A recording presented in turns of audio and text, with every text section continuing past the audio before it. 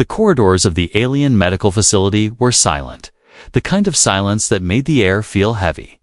The walls were smooth and silver, lit by a cold blue glow. Each step the guards took echoed like a drumbeat of finality. They were escorting her to the chamber of farewell, the place where her life would end. She was small compared to the towering guards.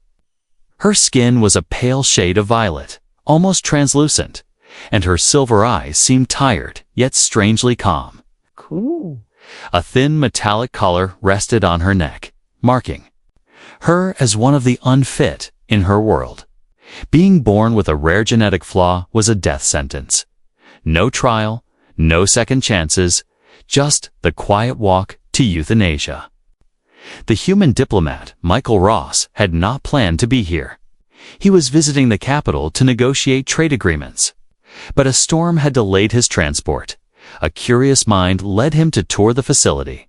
He had been told it was a place of mercy, a place where suffering ended.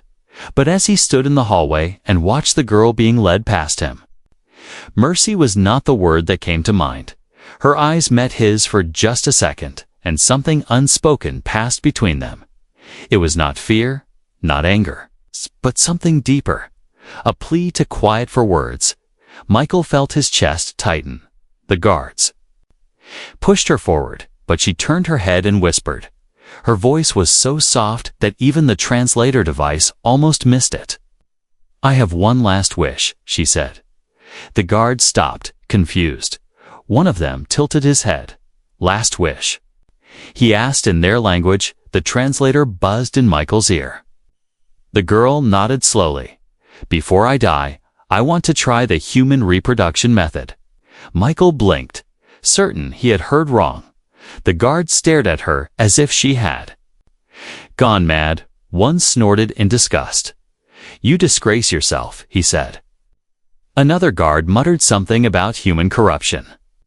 But the girl stood straighter, her voice steady.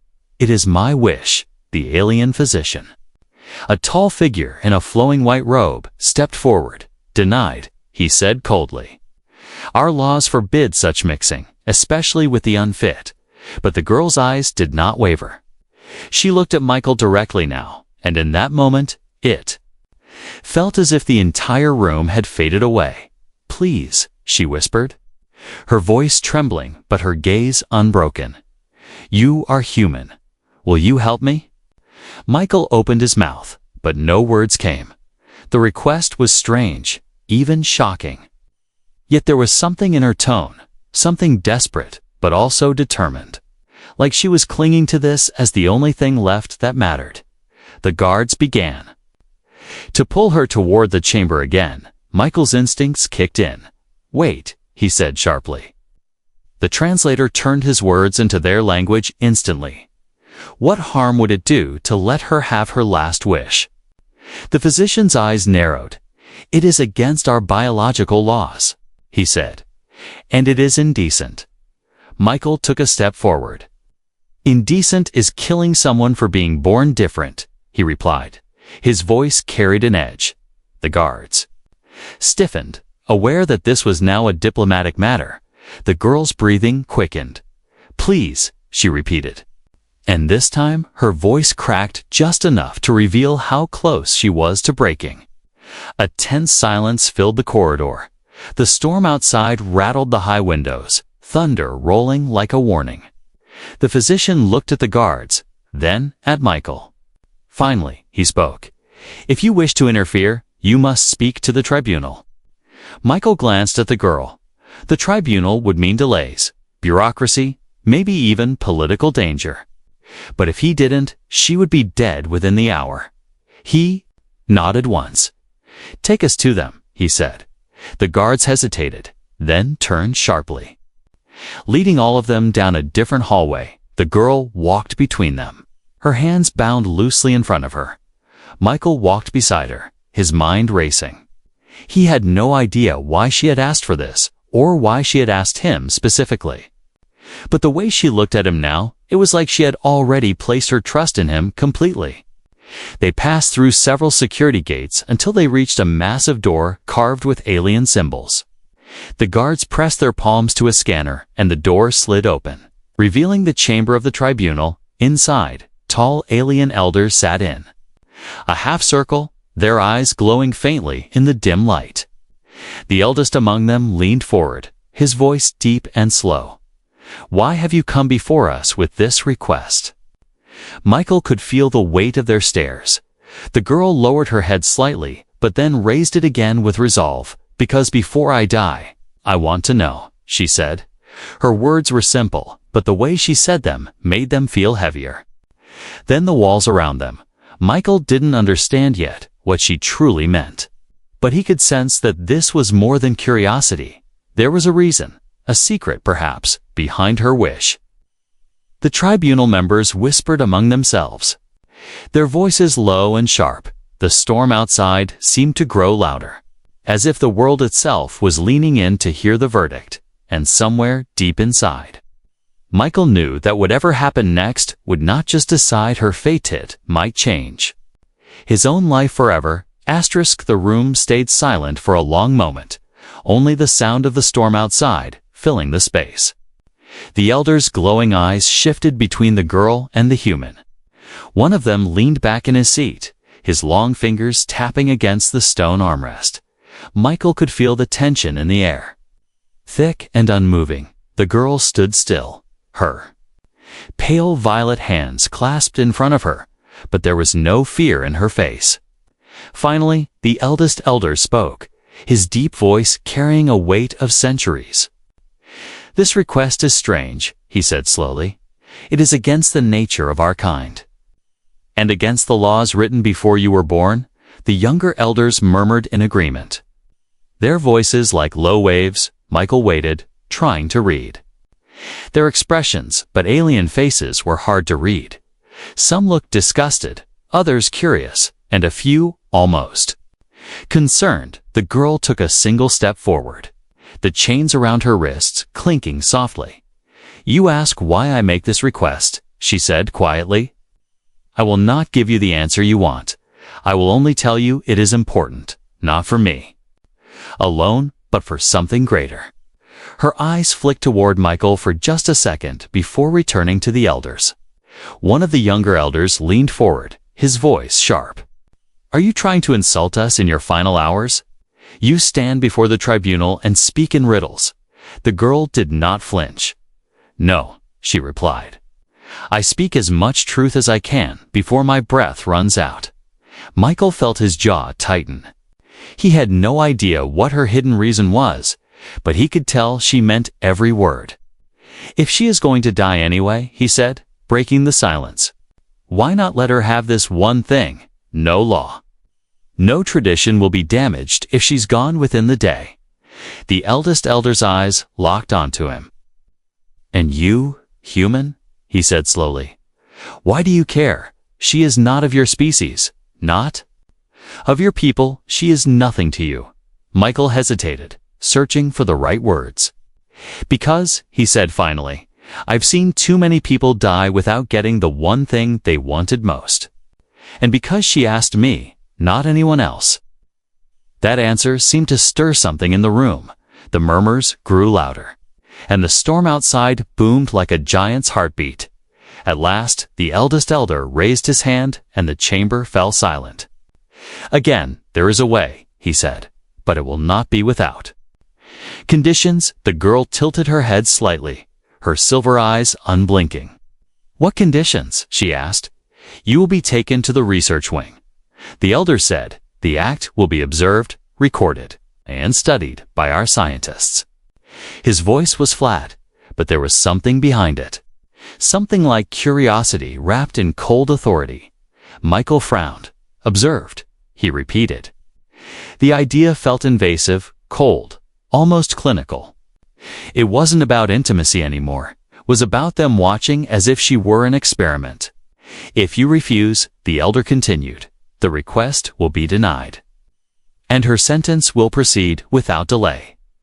Michael looked at the girl, expecting her to be horrified, but instead she nodded, almost relieved. "I accept," she said simply. That answer hit Michael like a quiet punch. He wanted to ask why she would agree so quickly, but the guards were already moving in, unlocking her restraints. And leading her toward the exit, Michael followed, his mind spinning. The hallways felt colder now. The sound of the storm followed them through the glass panels lining the corridor. Lightning flashing across the city outside, the girl walked with steady steps, her hands now free. And Michael noticed how fragile her frame really was. She looked like someone who could be broken by a strong wind, and yet her presence was unshakable. When they entered the research wing, the air was different, sterile. Heavy with the faint smell of chemicals, the walls here were darker, lined with sealed observation rooms. A group of alien scientists stood waiting, their pale eyes following the girl like she was already on a table for dissection. One of them, a female scientist with angular features, approached and spoke to the guards. "The room is ready," she said. Her voice had no warmth, no judgment, only efficiency. She handed Michael a thin tablet filled with alien symbols. The translator flickered and displayed the words in his language. Consent form for biological cross-species observation. Michael stared at it, feeling a knot in his stomach. He glanced at the girl. "You're sure about this?" he asked softly. She gave a small smile, almost imperceptible. "I am sure," she replied. "This is more than you think it is." He wanted to press her for answers, but the guards were already ushering them forward. They entered a small, dimly lit chamber, the walls lined with smooth black panels. A faint hum came from the ceiling, and a one-way viewing window stretched across one wall. Michael could feel eyes on them from behind it. The girl stepped to the center of the room, turning to face him. "They will watch," she said. "But they will never understand. Only you need to understand." Michael frowned. "Understand what?" She moved closer, her voice dropping to a whisper. "That what happens here might change more than just my last day." Her words hung in the air like an unspoken prophecy. The storm outside roared louder. And somewhere deep inside, Michael felt that the moment was shifting into something far bigger than either of them. Michael could feel the weight of the room pressing in on him. The low hum from the walls was constant, like the sound of something alive breathing around them. Behind the one-way window, faint movements showed the silhouettes of the alien scientists shifting, their shapes blurred by the glass. The girl's silver eyes stayed fixed on him, calm, but intense, like she was measuring every word he might say. The door slid open with a soft hiss, and two tribunal guards stepped inside. One carried a small device in his hands, a flat metal disc with glowing edges. The other held a data rod. Before the observation, one guard said, "The tribunal demands a preliminary interview." His tone was formal, almost bored. But Michael could see the way his gaze flicked between them with quiet suspicion. The scientist with the angular features entered as well, holding a recorder. "Speak clearly," she said. "The questions and answers will be archived." Michael's stomach tightened. He didn't like the feeling of being part of an experiment. But the girl stepped forward first. "I am ready," she said. Her voice had a softness that didn't match the steel in her posture. The questions began simple: name, age, birthplace, medical history. But then they grew sharper. "Why do you want to try the human reproduction method?" the scientist asked. Her voice was flat, but her eyes glimmered with something curiosity. Perhaps the girl's lips pressed together for a moment. "Because," she said slowly, "it is something my people do not have, and I want to know before I am gone." "That is not an answer," the scientist replied quickly. "Is this for personal satisfaction or for scientific curiosity?" The girl tilted her head slightly, her gaze briefly flicking to Michael before returning to the scientist. "It is for life," she said simply.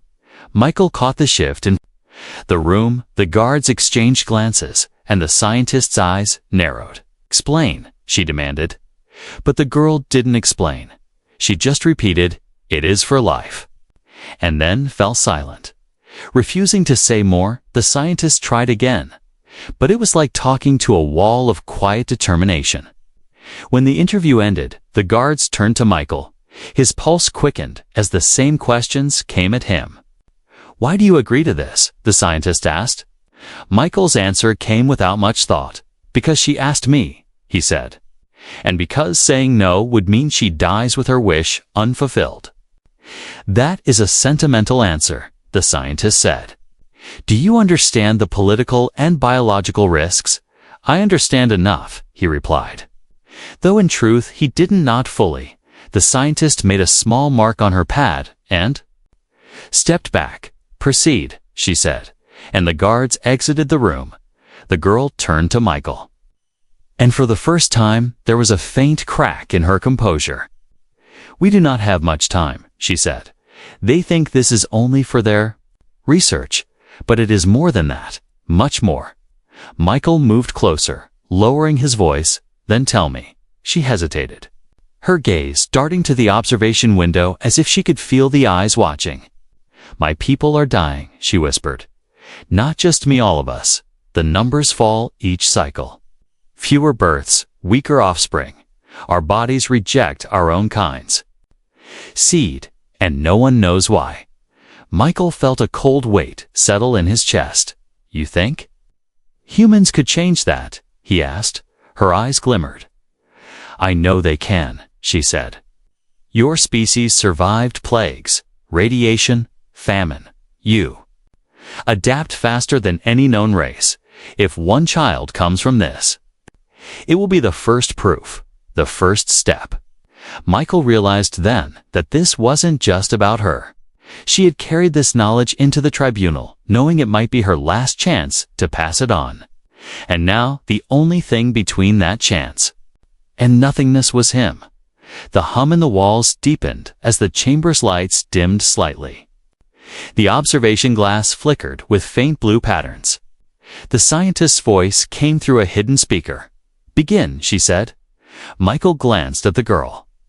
She nodded once, a small but steady motion. "No matter what happens after this," she said softly, "thank you." Something about the way she said it made Michael's throat tighten. He could hear the storm outside pounding against the building. Hush. Wind howling like a distant crowd. The moment was strange, a mixture of the clinical and the deeply human, two worlds colliding in a single space. The door behind them sealed shut with a low hiss, locking them in. Michael's instincts told him this wasn't going to end as simply as the tribunal thought. He had seen too many political games to believe this was only about observation. Somewhere, someone higher up would be watching, waiting for a reason to intervene, and he was right, because far above the research wing, in a shadowed control room, a figure in a long black robe leaned over a screen. Watching the feed with unblinking eyes, the figure tapped a clawed finger on the console and spoke into a com. "If the readings match my prediction, terminate them both." Michael didn't hear the order given in the control room. But he felt something change in the air. It was subtle at first. A faint shift in the hum of the walls, then the lights flickered for a heartbeat. The girl noticed too. Her gaze drifting toward the sealed door, her fingers tightened slightly at her sides. Behind the one-way glass, the alien scientists were moving differently now. Their heads leaned toward each. Other voices, low and urgent. A technician tapped rapidly on a panel. And a thin line of red light ran across the top of the window like a silent warning. Michael didn't know what it meant, but the girl's posture stiffened. "They don't trust us," she whispered. Her voice was low enough that it wouldn't carry. "They are not just watching, they are deciding." Michael stepped a little closer. "Deciding what?" "Whether to let this happen at all," she replied. "And whether either of us will leave this room alive." Michael's jaw tightened. He had suspected some hidden agenda, but hearing it from her made it real. He turned his gaze toward the dark glass, imagining the unseen eyes staring back. "Then we make it happen before they decide," he said. The hum in the walls deepened again. and a soft mechanical hiss filled the air from the ceiling. Two small vents slid open, releasing a faint mist into the room. It was colorless, but Michael caught a bitter metallic scent. The girl's eyes widened. "Sedative gas," she breathed. "They want us unconscious." Michael's instincts kicked in instantly. He grabbed her arm and pulled her toward the far corner of the room, where the air vents were less direct. The mist was thin here, but he could already feel a faint heaviness in his head. The girl pressed her hand over her mouth, her breathing shallow. From behind the glass, one of the scientists raised a hand, signaling to someone unseen. The vents above them whirred louder, releasing more of the gas. Michael's pulse quickened.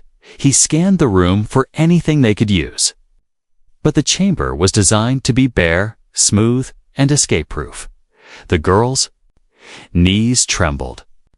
Michael caught her before she could fall. "Stay with me," he said. His voice was calm, but inside he felt the urgency tearing at him.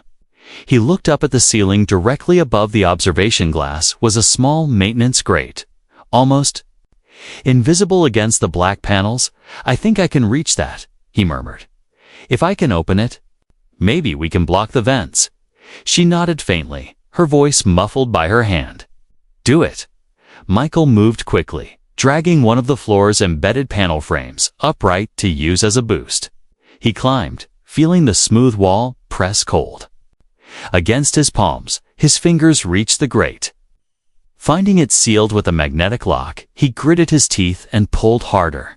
Feeling the faint give of the metal, the lock wasn't designed for human strength, snapped free with a sharp crack.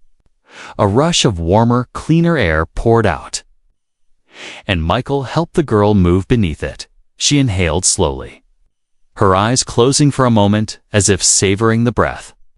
The mist in the rest of the room was growing thicker, but here they had bought themselves time. From the observation side, the scientists reacted sharply. Alarms flashing on their panels, the angular-faced scientist spoke into a cum with urgency, and the red light across the window turned a deep, pulsing crimson. The door behind them hissed as the locking mechanisms shifted. "They're coming in," Michael said. His mind raced. The girl's strength was fading. If they took her now, she wouldn't survive the next few hours, and everything she had fought for would vanish. She looked at him with an intensity that cut through the haze. "If they come, do not let them take me back," she said. Her voice trembled but carried something unbreakable. "Promise me." Michael's throat tightened. "I promise," he said. The door slid open, and two armored guards stepped inside, weapons slung at their sides. They moved with deliberate slowness, their glowing eyes fixed on the pair. One spoke, his voice cold. "The tribunal has rescinded approval. You will both be escorted out." Michael stepped in front of the girl, his stance tense. "She has one last wish," he said. "And you already agreed?" The guard's voice didn't change. "That agreement no longer stands?" Something inside Michael snapped. The political game didn't matter anymore. This was about keeping a promise. He moved faster than they expected, grabbing the panel frame and swinging it like a shield.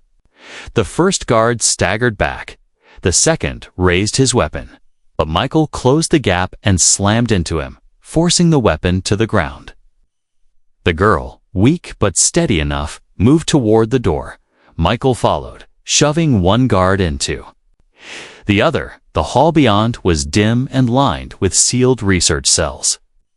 Alarms now wailing in the distance, they ran, Michael's hand gripping hers tightly. The storm outside flashing white through occasional glass panels. Behind them, the guards shouted into their cums. But Michael didn't slow. Every step felt like a race against an unseen clock. The girl's breaths came in quick bursts, but her eyes were still fixed forward, as if she could already see where they needed to go, somewhere above, in the control room. The robed figure turned from the feed and gave a new order: seal all exits. The corridor stretched ahead like a vein of cold steel. The walls were smooth and seamless, the faint glow of embedded lights reflecting off their surfaces. Michael's footsteps echoed in sync with hers, their breaths the only sound between. The wails of distant alarms, the storm outside boomed again.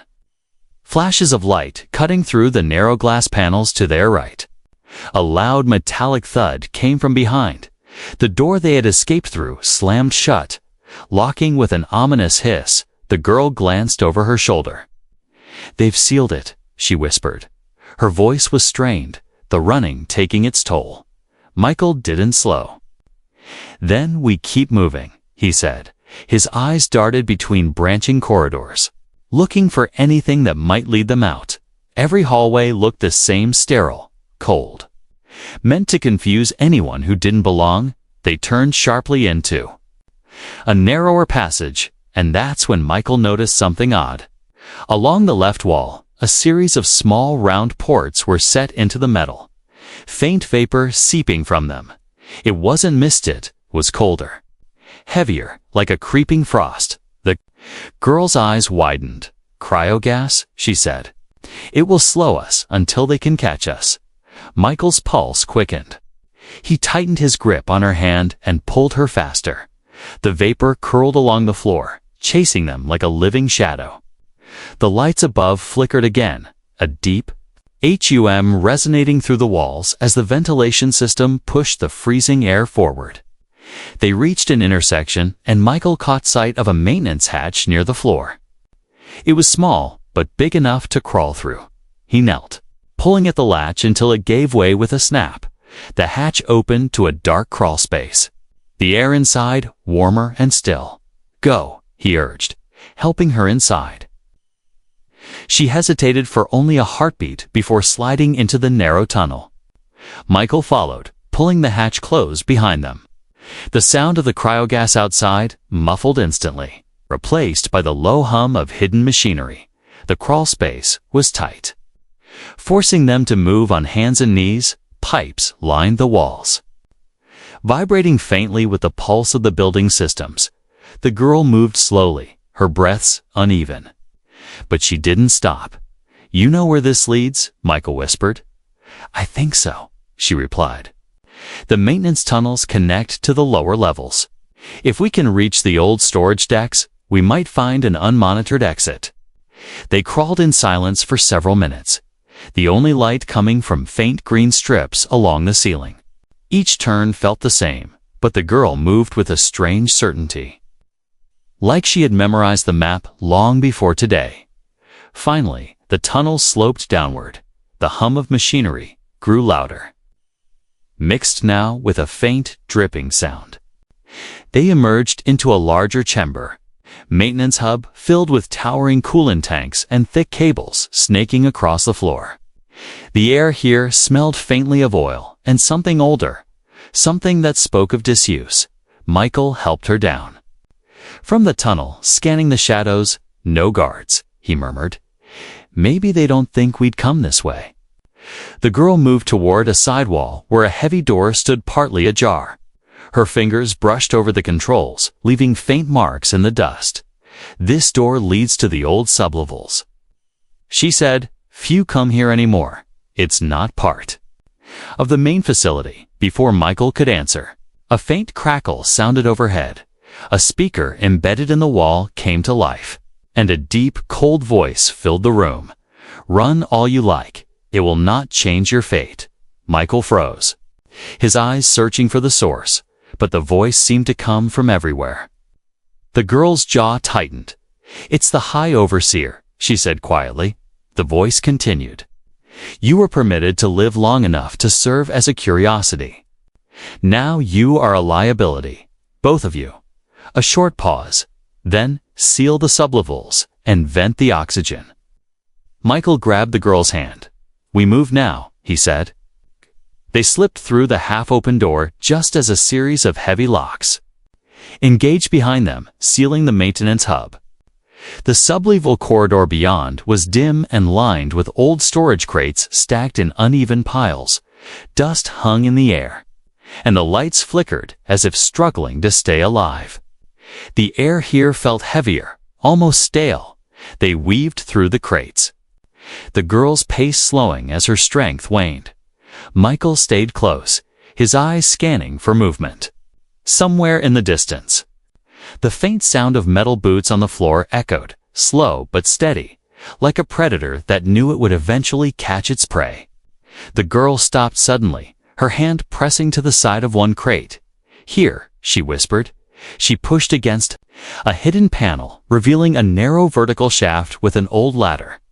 "This goes down to the outer access ring. It's the only place the overseer's eyes can't reach." Michael helped her onto the ladder and followed. The shaft lit only by thin streaks of light from cracks in the metal. The sound of the approaching boots grew louder, but they kept climbing, rung after rung, until the air shifted warmer now, and faintly scented with rain, when they emerged. Michael realized they were standing in a vast circular chamber. The walls lined with massive sealed doors, one of them, partially open, showed the dark sky beyond. The wind carried the scent of the storm, and for the first time since they had run, Michael felt a flicker of hope. The girl turned to him, her silver eyes reflecting the lightning. "If we make it through that door, I can tell you everything," she said. "The real reason I asked for this." But before Michael could respond, the sound of boots came again, this time from inside the chamber, and the shadows along the far wall began to move. Asterisk. The lightning outside flashed again, briefly lighting the entire chamber in a cold white glow. In that moment, Michael saw them, 5 figures, stepping out from the shadows. Their armor was black and seamless, their eyes glowing faintly in the dark. Each moved with the precision of a predator, silent yet full of intent. The girl's fingers tightened around Michael's arm. "They're elite tribunal enforcers," she whispered. "They won't speak, they won't negotiate." Michael's eyes darted to the half-open door at the far side, the storm-washed air. Beyond, it seemed so close, but the enforcers were already spreading out, moving to block the path. The one in the center carried something different, not a weapon, but a long metal staff etched with alien markings. The sound of the High Overseer's voice came again, cold and steady through hidden speakers. "You have been given too much freedom already. Return to the chamber, and your deaths will be painless. Resist, and you will suffer." The girl lifted her chin, her voice calm despite the situation. "You cannot stop the truth from leaving this place." One of the enforcers moved forward at incredible speed, the staff sweeping low toward Michael's legs. He jumped back, the strike barely missing him. The floor rang with the impact, sending a vibration up through his boots. Michael grabbed a loose piece of broken metal from the ground, holding it. Like a blade, another enforcer closed in, swinging a short blade toward the girl. Michael stepped between them, deflecting the strike with his makeshift weapon. Sparks flew as metal clashed. The girl used the moment to slip past, moving toward the partially open door. The overseer's voice sharpened. "Do not let her leave the ring." 2 more enforcers cut off her path, their movements perfectly in sync. Michael's mind raced. Fighting them all wasn't possible, but buying time might be. He lunged at the nearest one, striking hard enough to force them to step back. The girl ducked behind a storage crate, her silver eyes meeting his for just a heartbeat before she disappeared from sight. The enforcers shifted focus, 3 of them pressing Michael, their strikes fast and precise. He blocked one, dodged another, but a third caught him across the ribs, the pain sharp enough to make him stumble. His back hit the cold wall, and one of them raised their weapon for a finishing blow. Before it could land, a sudden burst of light flared from the far side of the chamber. The girl stood there, holding a small cylindrical device that glowed with an unstable blue energy. "Let him go," she said, her voice carrying an edge of command. "Or I open this." Michael didn't recognize the object, but the way the enforcers froze told him it was dangerous. The overseer's voice returned. Tighter now. Where did you get that? It was hidden in the old storage levels, she replied. I took it when you thought I was weak. She glanced at Michael. It's a genetic dispersal charge. If it goes off, it will release a coded sequence into the air. And you know what that means? Michael could see it now. This was the real reason they feared her. The overseer's silence lasted several seconds. Then came the low growl of his voice. You wouldn't dare. Her gaze didn't falter. You've already taken my life, she said. But you will not take the chance for my people to live. The enforcers held their ground, waiting for an order. The girl began backing toward the open door, her grip tight on the device. Michael moved with her, every step cautious as they neared the threshold. A sudden burst of static filled the air. The lights flickered violently, and the heavy door shuddered as if trying to close. Michael grabbed the edge and pushed with all his strength. The metal groaned, but the gap held. The wind from outside rushed in, bringing the scent of wet earth and the raw sound of the storm. The girl's voice lowered. Just for Michael. Once we're out, I'll tell you the truth, all of it. They stepped into the open, the cold rain hitting their skin like needles. Behind them, the enforcers hesitated, the overseer's voice echoing faintly through the storm. Find them, Michael, and the girl ran, their feet splashing through shallow water pooled across the metal walkway. The city lights were distant shadows through the sheets of rain. And somewhere far below, the thunder of the ocean pounded against the cliffs. The girl kept the device close to her chest, shielding it from the rain, for the first time since this began. Michael felt the weight of what they carried, not just her life, but something that could shake an entire world, and he knew the next move would have to be fast, because the overseer's reach would not end at the walls they had just escaped. The rain poured harder, the metal walkway slick under their feet. Lightning split the sky above, briefly turning the world white. Michael kept his hand on the girl's arm, guiding her forward as the wind tried to push them back. Below, the black ocean roared against the cliffs, sending up sprays of cold mist that mixed with the rain behind them. Faint shadows moved through the storm enforcers, silent and relentless. Their black armor glistened under the flashes of light. Closing the distance with each step, the girl clutched the glowing cylinder to her chest. Her breathing quick but steady. We won't outrun them, Michael said, his voice barely carrying over the wind. We don't have to, she replied. Just need to reach the signal tower. Michael scanned ahead and through the reins.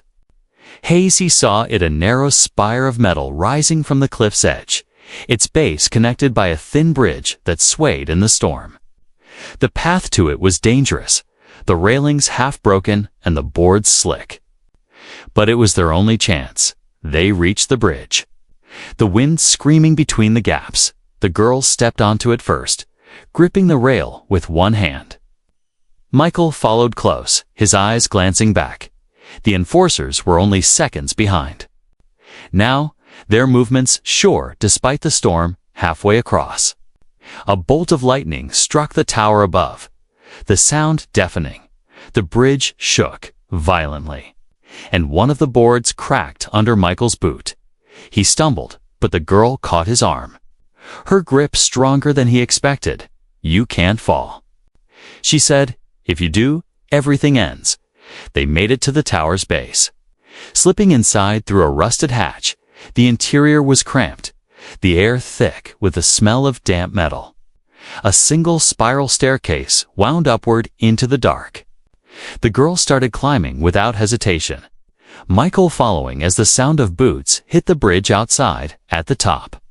The tower's control room was little more than a circular space with cracked windows on all sides. The rain lashed against the glass, and in the center stood an ancient signal console, still glowing faintly despite years of neglect. The girl moved to it, her hands flying over the controls with practiced precision. Michael stood guard by the hatch. his heart pounding as the shadows of the enforcers appeared below, climbing fast. "What's the signal for?" he asked. Her voice was steady. "This device isn't just a genetic dispersal charge," she said, holding it up so its glow lit her face. "It's also a transmitter. Once I activate it, it will send encoded genetic sequences across every listening station within range." Michael's eyes widened. "So even if they kill us, the information survives," she finished. "And if even one scientist outside this world receives it, my people have a chance." The sound of the enforcers' boots on the stairs grew louder. Michael could see their faint glow through the gaps in the metal steps. The girl locked the device into the console's core, the glow intensifying. A loud bang echoed up the tower as the hatch below was forced open. Michael grabbed a heavy pipe from the floor and moved to the top of the stairs. The first enforcer appeared, staff raised. Michael swung hard, the impact jarring his arms but forcing the figure back a step. The girl's voice rose over the storm. Almost ready, two more enforcers appeared, climbing fast. Michael fought to slow them, blocking strikes, ducking blows. Every second he bought felt like a lifetime, but he knew he couldn't hold them forever. Then the console emitted a sharp, rising tone, and the tower's ancient antenna lit with a bright pulse that cut through the rain. The glow from the device spread through the console, into the tower, and out into the storm like a heartbeat sent to the stars. The girl turned, her face wet with rain and something like relief. "It's done," she said. One enforcer broke past Michael, raising their weapon. The girl stepped between them. No fear in her eyes, the weapon's edge hovered at her throat. But the enforcer didn't strike. Instead, a voice came through their calm, the overseer's voice. Sharp but distant. "Stand down." The enforcer hesitated, then slowly lowered the weapon. The others froze as well. Michael's grip on the pipe eased slightly. Through the calm, the overseer spoke again. "You have already done what you came to do, but know this: leaving here alive will not spare you from the consequences." The girl's reply was quiet but clear. "Neither will killing me stop what comes next." The enforcers withdrew, their footsteps fading down the stairs. The storm outside continued to rage. But inside the tower, there was a strange stillness. Michael stepped beside her, looking out through the cracked glass at the endless dark sea. "You kept your promise," she said softly. Michael met her gaze. "And you kept yours." They stood there in silence for a moment, the storm wrapping the tower in its roar. Somewhere beyond the clouds, the signal they had sent was already traveling, carrying the code that might save her people or change the fate of more than one world.